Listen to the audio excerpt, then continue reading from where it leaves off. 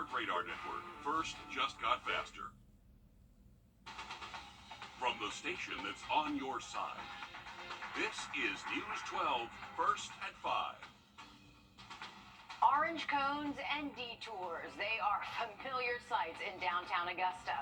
While millions of dollars worth of repairs are in the works, drivers, well, they are bearing the brunt and the frustration of that construction. But first, if you have stepped outside today, not a lot of frustration. You've likely noticed, for once, it doesn't feel like it's in the triple digits. Some relief for us Yeah. here it is, we'll say that. While we got some rain in the area, we felt that last night as well. That's why we've been so cool. We know Richmond and Columbia County parents are thinking about tomorrow morning's forecast. We'll send things over to First Alert Chief Meteorologist Riley Halen. Riley, do parents need to pack an umbrella for their kids at the bus stop tomorrow?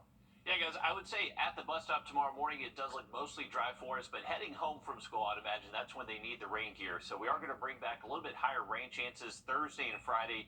The good news is, though, we mentioned that we are cooler than average today. That part of the forecast does continue Thursday and Friday afternoon with those highs staying in the 80s. By the time we get to the weekend, though, that's when we start to bring back some summer heat and humidity. But take a look at this. Most spots across the region today are below 90 degrees, believe it or not. We're currently at 88 at Bushfield, same thing in Evans, a couple of degrees cooler there in Aiken and Edgefield, so not feeling bad whatsoever. There are a few showers that we're looking at our First Alert Radar Network, but they are very isolated, and I would imagine for us here in Augusta and Aiken, we do look dry for the rest of tonight. It looks like most of that rain staying a little bit closer towards Clarksville Lake, all the way into McDuffie County, possibly kind of around the Bellmead Golf Club there, just off the exit in downtown Thompson. But it looks like these are not really moving anywhere. They're fairly stationary, so they're just kind of bubbling up and fizzling out. That's what we're seeing with the sea breeze moving into our southern counties too. Green Jackets in town again tonight. First pitch 7:05. We do look dry for that game there along the Savannah River. Warrior Wednesday, baseball bingo, and temperatures will be very comfortable in the 80s and 70s. We'll have much more on those rain chances over the next couple of days in just a bit. Let's get a quick update on your First Alert traffic. And now, First Alert traffic.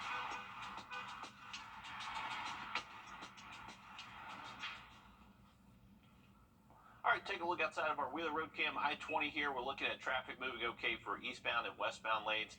There's a look at Grovetown, exit 190, Lewiston Road backing up some, and then that traffic just off the exit there starting to get congested a little bit. We're dry at both our cameras here from Augusta to Grovetown, but we'll have another look at those rain chances for the rest of the week coming up in just about 10 minutes. All right, thank you, Riley. You don't have to drive far at all to come across road work in Augusta. Orange cones, fencing, caution tape, and a whole lot of noise are the new normal. Downtown alone has 6 major projects right now on 5th, 6th, 13th, Broad, Green, and Telfair streets. And just last night, Augusta commissioners approved $60 million for a project on Broad Street. But in the meantime, this is leading to lots of frustration for homeowners. News 12's Hallie Turner is live at 5 in our newsroom with the latest. Hallie.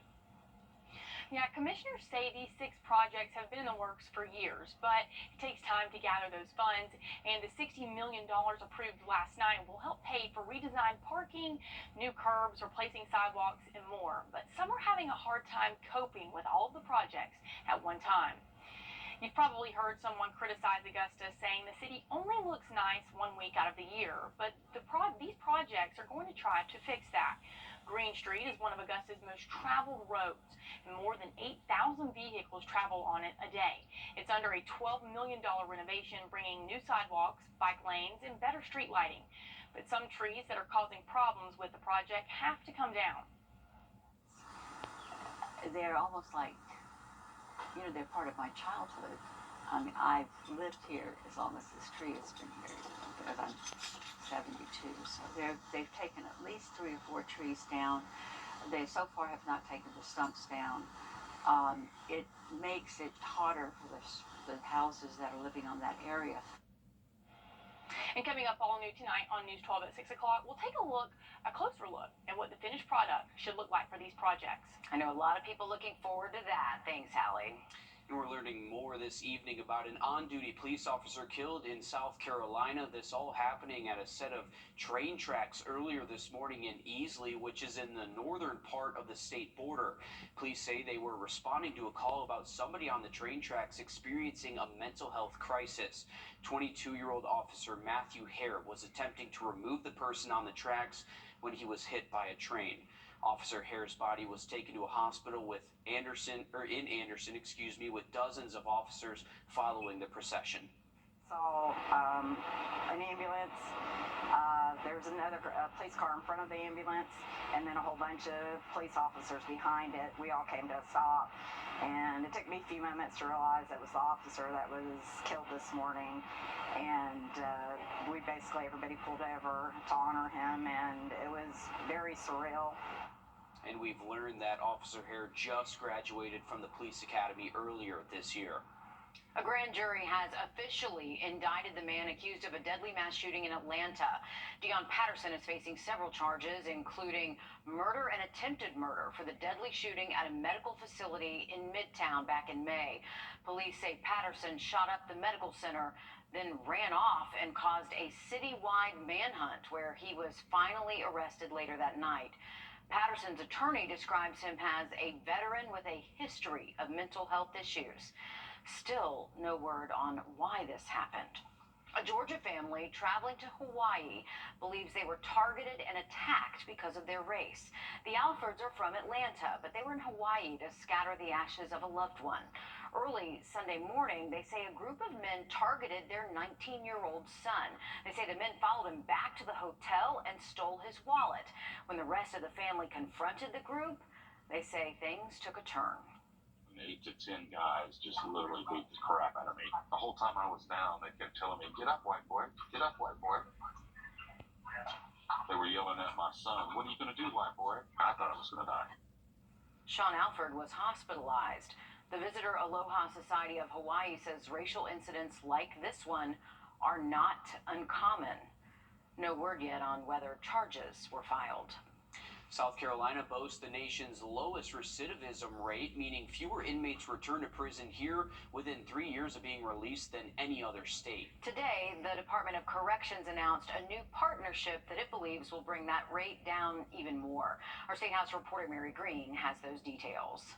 State leaders say this program will reduce crime and make South Carolinians safer without costing a cent to the state's taxpayers. This not only will transform that person that was incarcerated, this is going to transform their family, this is going to transform their community, this will transform their county, this will also transform the state. The Department of Corrections is partnering with the nonprofit Concordance to bring a re-entry program and center to South Carolina. The voluntary 18-month program starts before inmates are released from prison and then works with them after release through job training, education, substance use and mental health treatment, and more. They hope to have it going by March of next year. The South Carolina Center will be in the Greenville-Spartanburg area, and it's the first one Concordance has planned outside its home state of Missouri. There, it's seen the reincarceration rate among participants drop by 56%.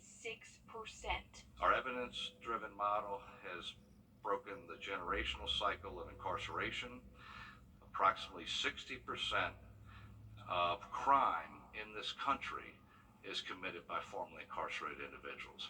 1 in 5 South Carolina inmates moves to the Greenville-Spartanburg area after their release, so that's why this first center will be located there.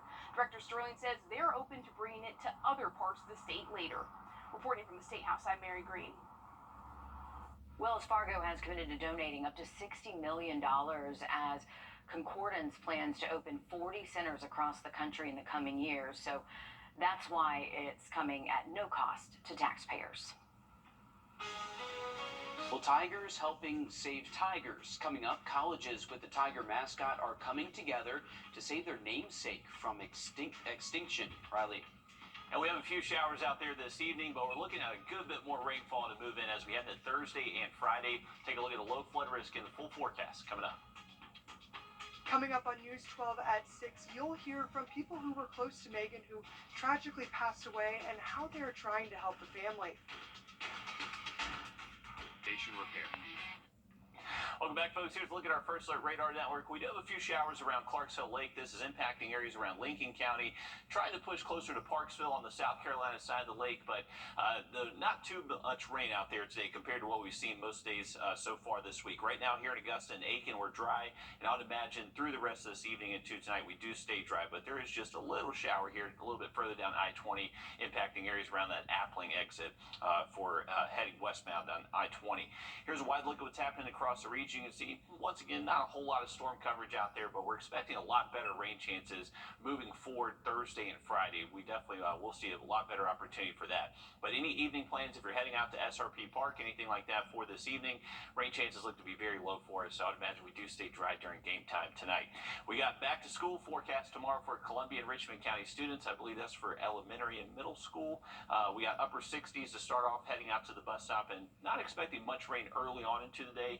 Heading home from school, we'll hang on to temperatures below average, and that's when we do have a little bit better opportunity to see some wet weather.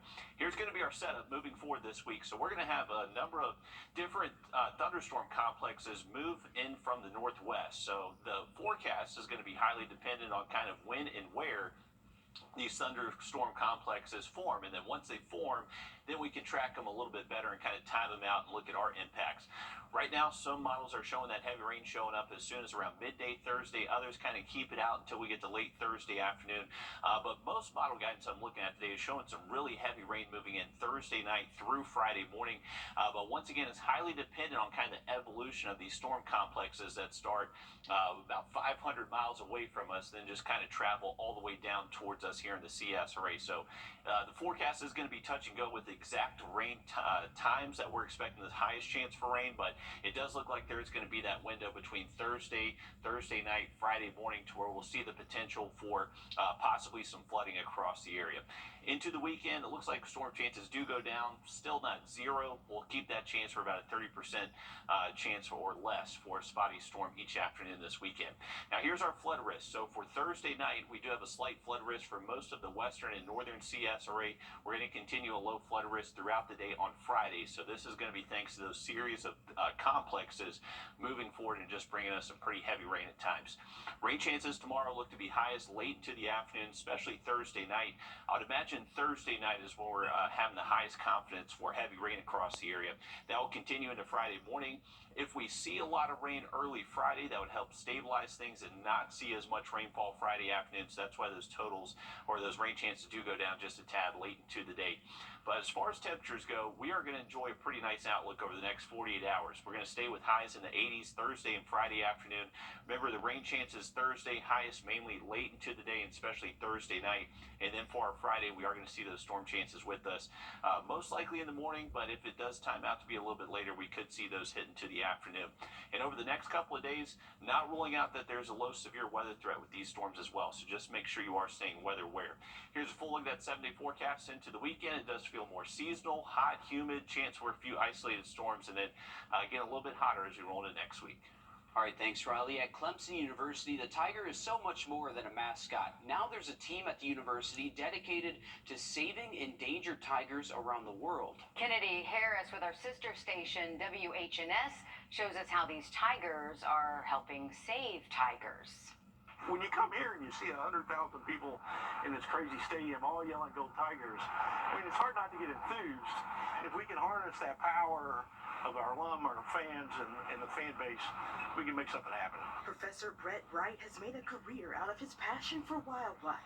And just like any Clemson Tiger, he's proud of the mascot. We're trying to work to make sure we prevent that human-wildlife conflict. We're trying to lessen the impact on the habitat, and we certainly want to reduce poaching and illegal trade of wildlife. Those are the goals of Tigers United, a coalition of universities with tiger mascots, including LSU and Auburn. Clemson wildlife conservationists, deans, and grad students learned about the risks threatening tigers this summer in India, visiting the National Tiger Conservation Authority and 2 tiger parks. It's always exciting to see a tiger in the wild. Tigers helping tigers.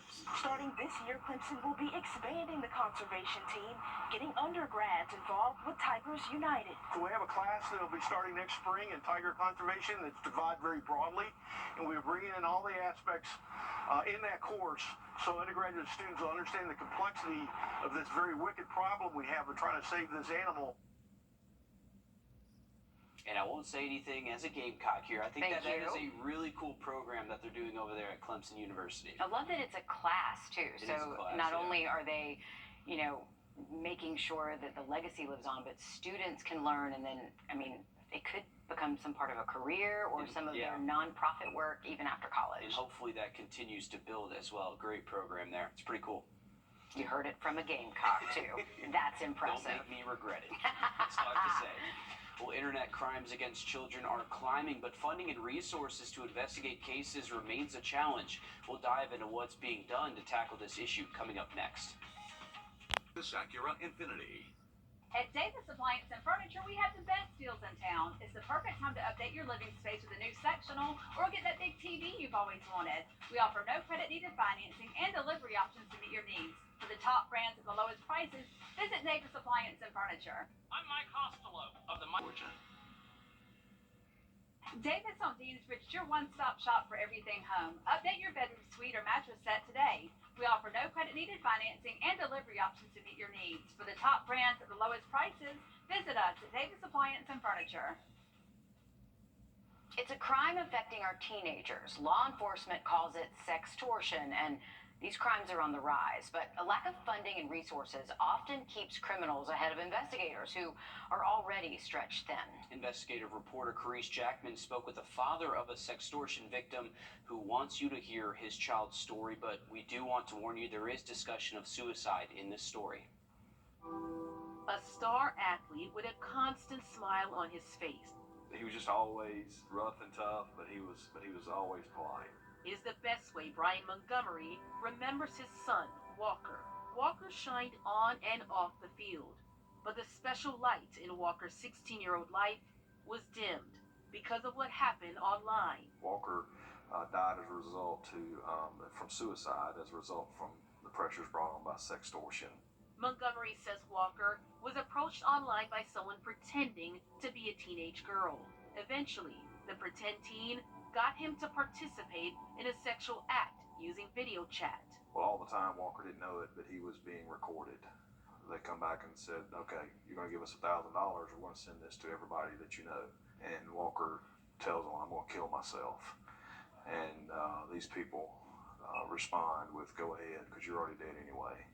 According to the FBI and Homeland Security investigations, there's been a rise of incidents like Walker's, where children and teens are being coerced into sending sexually explicit images or videos online and then extorted for money, a crime known as financial sextortion. Law enforcement received over 7,000 reports over the past year of online financial sextortion of minors, with at least 3,000 victims, most of them boys. Sadly, we know of numerous instances where children have taken their own life because the pressure and the fear of embarrassment and exposure is so great that they have seen no other alternative other than suicide, which is extremely tragic. Mike Prado is Deputy Assistant Director of the Homeland Security Investigations Cybercrime Center. The FBI and HSI work together and split their responsibilities. In the United States, HSI partners with 61 Internet Crimes Against Children task forces from coast to coast. The task force agencies say they receive thousands of cyber tips a year. But when it comes to actually tracking which cases are sextortion by number, we've uncovered most agencies don't have those statistics. And while a handful of states do provide sextortion state statutes, there's no national law specifically for sextortion. On top of underreported numbers, funding and resources continue to remain a big obstacle for task force agencies.